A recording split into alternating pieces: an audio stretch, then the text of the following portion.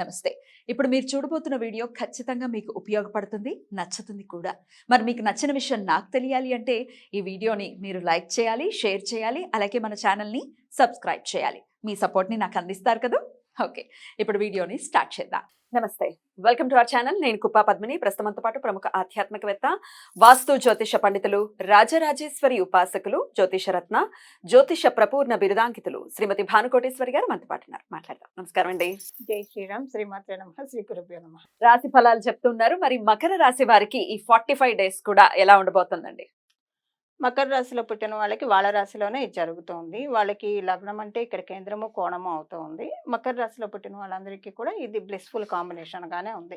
Financial గా చూసుకుంటే చాలా మంచి శుభ సమయము.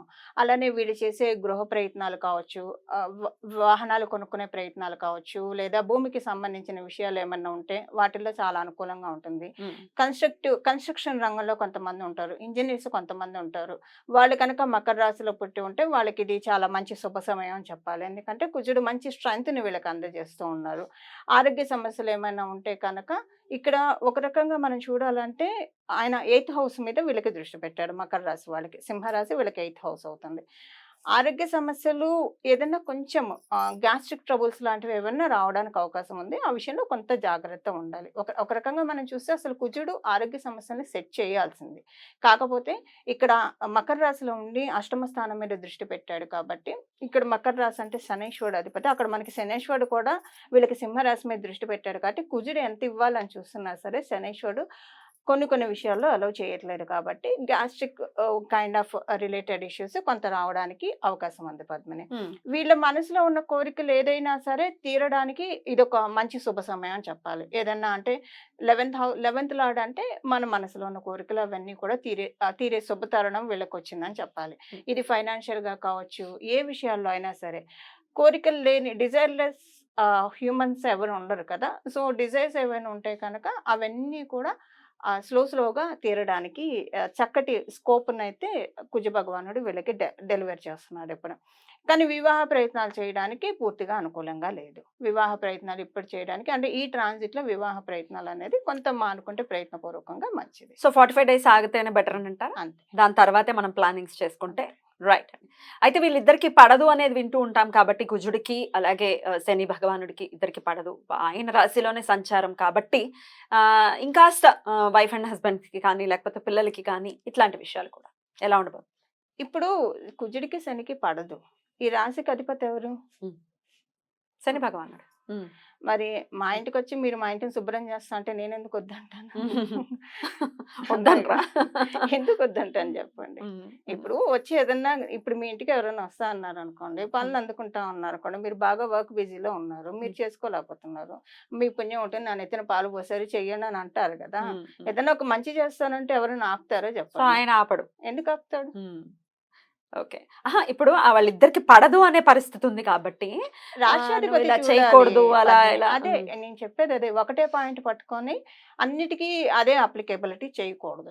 ఇప్పుడు పెళ్లికి ఒక మంత్రం ఉంటుంది, ఇంకొక దానికి ఇంకొక మంత్రం ఉంటుంది. ఎక్కడ ఏ మంత్రం చదవాలో ఆ మంత్రమే చదివితే అప్పుడు ఆ ఫ్లో కరెక్ట్ గా వెళ్తుంది. ఇప్పుడు మీరు ఇంకో మంత్రాన్ని తెచ్చి ఇక్కడ అప్లికేబిలిటీ చేస్తున్నారు, అలా చేయకూడదు. నేనేం చేయట్లేదు, నేను డౌట్ అడుగుతున్నా అంతే. ఎట్లా ఉంటుంది అనే డౌట్ నేను మీకు ఇలా ఎక్స్ప్లెయిన్ చేస్తాను. నేనేం అప్లికేబుల్ చేయట్లేదు, నాకు సబ్జెక్ట్ తెలియదు కాబట్టి. రైట్. వైఫ్ అండ్ హస్బెండ్ కి ఎలా ఉండబోతుందండి? వైఫ్ అండ్ హస్బెండ్ కి ఏం ప్రాబ్లం లేదు పద్మిని. వైఫ్ అండ్ హస్బెండ్ కి మనం చూసుకుంటే వివాహ ప్రయత్నాలు చేయడానికి అనుకూలంగా లేదు కానండి, వైఫ్ అండ్ హస్బెండ్ మధ్య ఎలాంటి ఇబ్బందులు లేదు, ఎట్లాంటి గొడవలు ఇట్లాంటివి ఏమీ లేవు. ఈ పిల్లలకి ఎగ్జామ్స్ కూడా రాబోతున్నాయి కాబట్టి పిల్లలకి ఎలా ఉండబోతుంది? పిల్లలకి ఇప్పుడు ఈ కుజ భగవానుడి సంచారము విద్యార్థుల పట్ల ఎలాంటి ఇంపాక్ట్ చూపించట్లేదు. ఇక మకర రాశి వారు ఎలాంటి పరిహారాలు చేసుకోవాల్సి ఉంటుందండి? మకర రాశిలో పుట్టిన వాళ్ళు ఆంజనేయ స్వామిని ఎక్కువగా ఆరాధిస్తే మంచిది. జనరల్ గా మనకి ఇక్కడ అన్ని రాశుల వాళ్ళకి కూడా ఆంజనేయ స్వామి ఆరాధన చాలా బాగా కలిసి వస్తుంది. కాబట్టి ఏ రాశి వాళ్ళకి ఆ రాశి వాళ్ళకి సపరేట్ గా చెప్పుకుంటున్నాం కాబట్టి వీళ్ళకి కూడా వృశ్చిక రాశి వాళ్ళలాగా ఆంజనేయ స్వామి వారి ఆరాధన బాగా కలిసి వస్తుంది. ఆంజనేయ స్వామి వారికి సంబంధించిన హనుమాన్ చాలీసా రోజుకి 3 సార్లు చదువుకోవడం వల్ల చాలా బాగా ఉంటుంది. ఇప్పుడు వీళ్ళకి కుజుడు వీళ్ళ రాశిలోనే ఉండడం వల్ల చాలా మంచి ధైర్యాన్ని పరాక్రమాన్ని ఇస్తూ ఉన్నారు కాబట్టి ఆంజనేయ స్వామి వారి ఆరాధన చేస్తే ఇంకా అది ఇనుమడిస్తుంది. వాళ్ళ జన్మజాతకంలో కుజబలం లేకపోయినా. అయితే ఇక్కడ మనం ఒక విషయం తెలుసుకోవాలి. ఒకవేళ ఇప్పుడు కనుక వీళ్ళకి జన్మజాతకంలో శనీశ్వరుడు దశ జరుగుతూ ఉంటే ఈ ట్రాన్సిట్ ఇంకా ప్లస్ అవుతుంది వాళ్ళకి. జనరల్ గా శనీశ్వరుడు దశ మిగతా రాశుల వాళ్ళకి జరుగుతూ ఉంటే ఈ ట్రాన్సిట్ లో అది మైనస్ అవుతుంది. అంటే మైనస్ అనే దానికంటే కొంచెం బ్యాలెన్స్ అవుతుంది. విపరీత ఫలితాలు కొంత ఇబ్బంది పెడతాయి. విపరీత ఫలితాలను కాబట్టి కొంచెం ఇబ్బందిగా ఉంటుందని చెప్పాలి. కాకపోతే వీళ్ళకి మటుకు శనీశ్వరుడు దశ కనుక ఇప్పుడు జరుగుతూ ఉన్నా, శనీశ్వరుడు మహాదశ అంతర్దశ జరుగుతుంటే వీళ్ళకి డెఫినెట్ గా ఇది ప్లస్ అవుతుంది పద్మిని, మకర రాశిలో పుట్టిన వాళ్ళకి. సో ఆంజనేయ స్వామిని విశేషంగా కొలుచుకోవటం అనేది మకర రాశి వారు చేయాల్సి ఉంటుంది ఈ 45 డేస్. అలాగే శని భగవానుడి గురించి చెప్పినప్పుడు కూడా ఆంజనేయ స్వామిదే చెప్తూ ఉంటారు. ఆంజనేయ స్వామిని కొలిస్తే డెఫినెట్ గా సుబ్రహ్మణ్య స్వామిని చెప్తారు, ఆంజనేయ స్వామిని చెప్తారు. కొలిస్తే ఆయన అనుగ్రహం అయితే ఖచ్చితంగా అందుతుంది అనేది వింటూ ఉంటాం. కాబట్టి ఇంకా ప్రత్యేకంగా కూడా ఆంజనేయ స్వామిని మకర రాశి వారు కొలుచుకుని ఈ 45 డేస్ కూడా వాళ్ళకి పీస్ఫుల్ గా వెళ్ళాలని మనస్ఫూర్తిగా కోరుకుంటూ థ్యాంక్ యూ సో మచ్ అండి. ఇక నెక్స్ట్ ఎపిసోడ్ లో కుంభరాశి గురించి మాట్లాడుకుందాం. ఇక మరి కుంభరాశి వారికి ఎలా ఉంటుందండి ఈ 45 రోజులు కూడా? కుంభరాశి వాళ్ళకి తృతీయాధిపతి దశమాధిపతి అవుతూ వీళ్ళకి వ్యయంలో ఉన్నారు. విదేశాలు వెళ్ళాలని ప్రయత్నించే వాళ్ళకి ఇది యోగకరమైన సమయం. ప్రత్యేకించి ఉద్యోగస్తులు కొంతమంది ఎగ్జామ్స్ రాసి విదేశాలు వెళ్ళాలనుకుంటారు, వాళ్ళకి చాలా మంచి పీరియడ్. అలాగే జనరల్ గా కూడా విదేశీ యానం చేయాలనుకున్న వాళ్ళందరికీ కూడా చాలా మంచి పీరియడ్. వీళ్ళకి కొంచెం అంటే తమ్ముళ్ళు చెల్లెళ్ళు ఉంటే వాళ్ళతోటి కొంచెం డిస్టర్బెన్సెస్ వచ్చే అవకాశం ఉంది. మాట పట్టింపులు ఇలాంటివి అంటే ఒక్కొక్కసారి ఈ టెంపరరీ పీరియడ్, ఇదేమి పర్మనెంట్ గా ఉంటుందని మనం లెక్క వేసుకోవడానికి లేదు. అయితే ఈ టెంపరరీ పీరియడ్ అనేది టెంపరరీనా పర్మనెంట్ అనేది వాళ్ళ జన్మజాతకాన్ని అనుసరించి ఉంటుంది.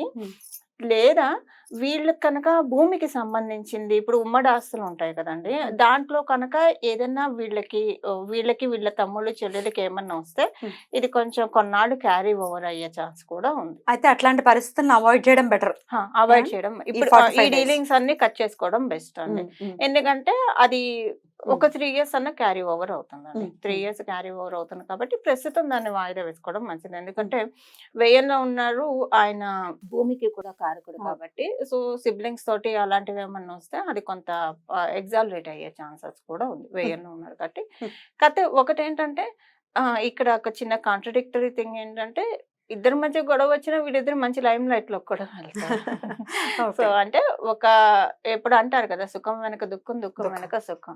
సో దుఃఖం వచ్చిందంటే అక్కడ మనకు అర్థము ఏదో ఒక సుఖం అవైటింగ్ కాబట్టి దుఃఖం వస్తుందండి. సో అది ఇప్పుడు వీళ్ళకి అప్లికేబిలిటీ ఉంది. ఒకవేళ అంటే ఇది మళ్ళీ సెట్ అయిపోతుంది. మళ్ళీ ఇదమిత్తంగా ఎప్పుడు కూడా జడ్జిమెంటల్ గా చెప్పకూడదు. ఇద్దరు జాతకంలో గురుబలం బాగా ఉంటే ఒకవేళ మనస్పర్ధలు వచ్చినా వెంటనే సర్దుకుంటాయండి. 3 days ఉండొచ్చు, 3 months ఉండొచ్చు. క్యారీ ఓవర్స్ అయితే డెఫినెట్ గా ఉండదు. ఇక సబ్జెక్ట్ ప్రకారం అడుగుతున్నాను మేడం.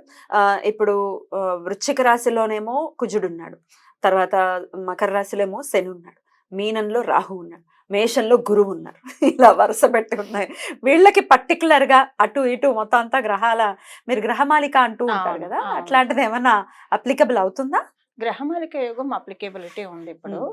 అయితే కర్తరి అని ఒకటి ఉంటుంది. కర్తరి ఇది ఇక్కడ కుజుడు కర్తరి పడింది, ఇక్కడ రాహు కర్తరి పడింది. ఇదంతా శుభకర్తరి కాదు. ఇంటర్వెన్షన్ అని కూడా చెప్తాం. అర్గళాస్ అని చెప్తుంది జ్యోతిష శాస్త్రం. ఇంటర్వెన్షన్ అంటారు.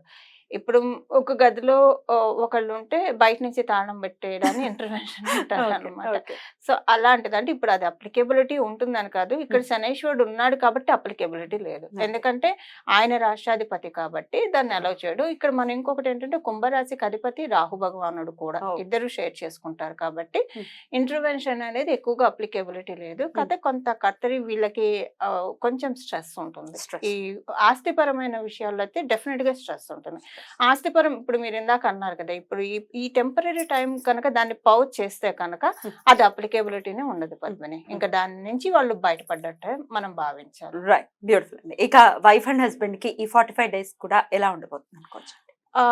రిలేషన్ వైజ్ బానే ఉంటుంది పద్మిని, పెద్దగా ఇబ్బందులు ఏం లేవు. కాకపోతే సప్తమ స్థానం మీద శనీశ్వరుడు దృష్టి పెట్టడం వల్ల ఇదివరకు అంటే ఎలా ఉన్నా సరే కొంత ఇద్దరి మధ్య ప్యాచప్ అయ్యే ఛాన్సెస్ అయితే శనీశ్వరుడు ఇస్తున్నాడు. ఎందుకంటే శనీశ్వరుడు ఏ రాశి మీద దృష్టి పెట్టినా, ఎస్పెషల్లీ ఇప్పుడు టాపిక్ శనీశ్వరుడికి సంబంధించింది కాదు, కానీ రాశికి అధిపతి కుంభరాశికి అధిపతి ఆయన కాబట్టి ఈయన మనకి శనీశ్వరుడు కుంభరాశిలోకి వచ్చినప్పటి నుంచి ఇప్పుడు కుంభరాశిలోంచి మీనరాశిలోకి వెళ్లే లోపల సప్తమ స్థానం మీద దృష్టి పెట్టాడు కాబట్టి కుంభరాశి వాళ్ళకి, సింహరాశి వాళ్ళకి, ఒక పెద్ద ఇల్లన్నా ఇస్తాడు, పెద్ద వాహనం అన్నా ఇస్తాడు.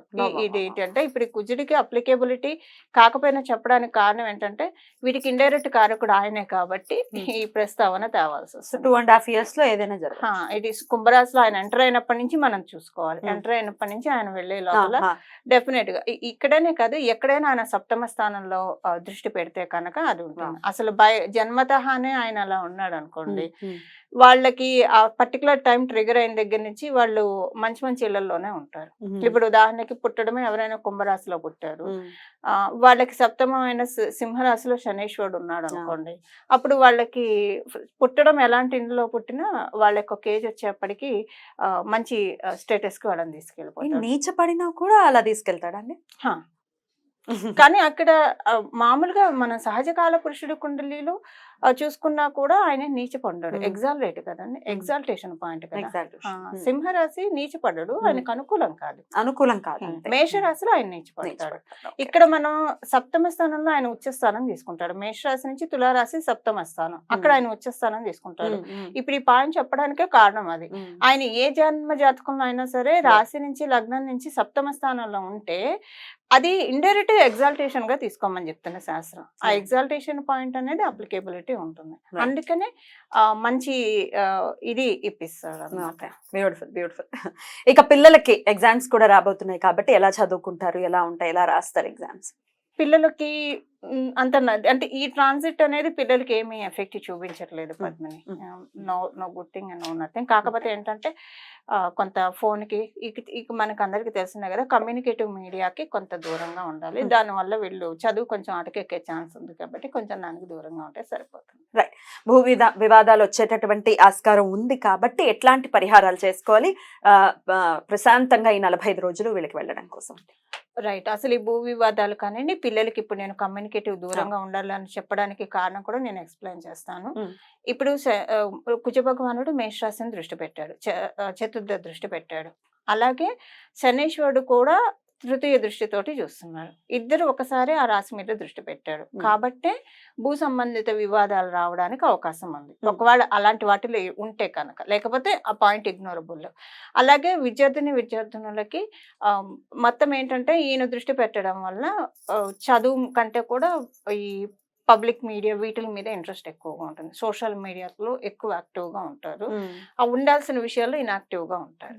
టైం వేస్టే కదా, లేకపోతే డివియేట్ అయిపోయినట్టే కదా. డీవియేషన్ అనేది అందుకని ఉండడానికి కారణం అది పద్మిని. మరి ఎలా ఏం పరిహారాలు చేసుకోవాలి? హనుమంతుడు ఆరాధన పద్మిని. హనుమంతుడు చాలీసా 3 సార్లు చదువుకుంటే కనుక చాలా బాగా ఉంటుంది. లేదా ఉగ్ర దేవత ఉంది కాబట్టి చక్కగా డీల్ చేసుకుని హనుమంతుడి అనుగ్రహంతో వాళ్ళకి ఈ 45 రోజులు చాలా చాలా పీస్ఫుల్ గా వెళ్ళాలని మనస్ఫూర్తిగా కోరుకుంటే ఇక నెక్స్ట్ ఎపిసోడ్ లో మీనరాశి గురించి మాట్లాడుకుందాం. Thank you so very much. నమస్తే. మంగళం. నమో భగవతే వాసుదేవాయ.